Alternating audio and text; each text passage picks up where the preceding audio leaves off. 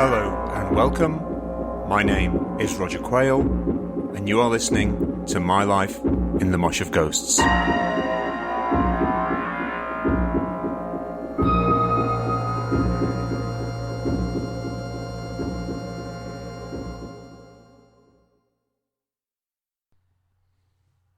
Gig 2. Be Bop Deluxe and John Cooper Clarke. Sheffield City Hall, 13th of February, 1978. Tickets bought 7th of January. BBC, Sight and Sound in concert, watched on telly and taped off the radio 4th of February. New album, Drastic Plastic, bought 11th of February. I'm ready for this. Be Bop Deluxe are my favourite band. Ever since hearing the 2-minute 30 seconds proto-punk rush of Made in Heaven on John Peel a couple of years ago, I have adopted this band like no other before. Modern music was top of my Christmas 76 wish list. I've got Live in the Air Age, and I've borrowed and taped Axe Victim, Futurama and Sunburst Finish. I have the Hot Valves EP and their only hit single to date, Ships in the Night. In short, I am a fan. But why Be Bop Deluxe? A polished prog pop hybrid with a wink of glam. I have a weakness for records that sound expensive. Christmas 75 had brought Queen's A Night at the Opera, apparently the most costly album ever recorded, and Be Bop's airbrushed tales of airships, seagulls and science fiction are sonic catnip to a high-fidelity stereophonic aficionado like me. It's also provincial pride. Be Bop Deluxe have songs like Adventures in a Yorkshire Landscape and Mill Street Junction. Northern songs, one foot in the fallout shelter, the other in the coal bunker. Their leader, Bill Nelson, comes from Wakefield, just 25 miles up the M1. We're practically neighbours. But the main reason I love Be Bop Deluxe more than any other band is nobody else at school likes them. They are my band. Everybody loves Bowie, Roxy, Pink Floyd, Alex Harvey even. But no one really cares about little old Be Bop Deluxe. No one, except me and Brent. Brent lives up the road from me. A year younger, he's a puppyish Paul McCartney, who's a huge hit with the girls. Brent has young, with-it parents, Barbara and George. We're on first-name terms. And we spend a lot of time in their front room listening to Dark Side of the Moon, Every Picture Tells a Story, Venus and Mars, and Be Bop Deluxe. We've blagged our way into Stardust at the local flea pit, and this cautionary tale of lesbians, LSD, and a pre-Dallas Larry Hagman ruining poor David Essex has me already dreaming of a career in the music business. Brent's even gone on record with his love of Be Bop Deluxe. Bill Nelson makes music in Dreamland, in elegant permanent marker on the wall of the school changing rooms in Longley Park. To me, this is a great deal more eloquent than, say, Bowie Rules OK, or indeed, Mott. So we're in the Grand Circle at Sheffield City Hall. I've been here before with school for speech days, but this is different.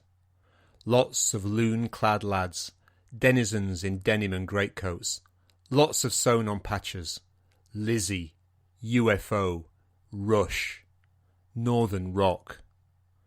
Paper darts arc through the warm fog of beery farts and Players No. 6 as the apparently random mating cries of the rock male, "Wally! Albatross!" pierce the murk. I've bought the tour programme. This contains lots of pictures of the band on tour in America, which Bill himself has pretentiously captioned. Thus, a cabin Polaroid of an airliner wing at 30,000 feet becomes the sword of Perseus falling from a pink pale heaven. Suddenly, we're distracted as a stick insect in a Sue Ryder shop suit stalks on stage clutching a plastic bag. This is John Cooper Clarke, and the lads already hate him. The cheapo shades, spiky hair, and punky countenance, before he's even sung a note. Undeterred, he digs into the bag, pulls out a notebook and, leaning into the mic, starts to read a poem. This is unexpected. Recent guests on Be Bop Deluxe tours have been Steve Gibbons, Burlesque, and Doctors of Madness, proper warm-up groups. In Sheffield, the only poets anyone knows in 1978 are Pam Ayres and Cyril Fletcher with his odd odes on That's Life. That's shite! Suddenly, hands that were hoping for a few practice chords on air guitar are flicking V signs as a bellicose barrage rains down. Undeterred, John Cooper Clarke presses on. Readers' Wives, Kung Fu International, I Married a Monster from Outer Space, and You'll Never See a Nipple in the Daily Express. All delivered with Gatling gun intensity. He is quite brilliant. A mordant Mancunian wit who puts the rude in erudite and the wry in ribald. Down in the stalls, the dandruff dunderheads are confused. This winkle-picking, drain-piped punk rocker in front of them is the enemy, but he's got them in stitches. The reaction is a mixture of mirth and mouthy disapproval, sometimes from the same person. Enter the dragon! Exit Johnny Clark! And with that he is gone, the Transpennine Raider happy with an away point. Was there ever a more sensible rock band than Be Bop Deluxe? The Ivy League suits that grace the cover of Modern Music have gone. Bill Nelson stands before us, gold-tipped Chelsea boots, cheekbones you could grate Wensleydale on, the thin white Duke of York. Much of the band's initial success was based on Nelson's prowess as a nascent guitar hero. Album titles like Axe Victim and Sunburst Finish have reinforced this image. But it's 1978, and as a keen sci-fi fan, Bill is no doubt aware of H.G. Wells' maxim, adapt or perish. So it's he who's personally invited John Cooper Clarke to open for them, and in case we hadn't noticed, the new album is called Drastic Plastic. To further emphasise the newness, we have songs called New Precision and New Mysteries. Love in Flames, Possession and the clunky Super Enigmatics are all flecked with new wave foam. Shorter songs with fewer solos and more synths. He's trying to push the envelope, but the audience aren't sure. They've marked the envelope, Return to Fender.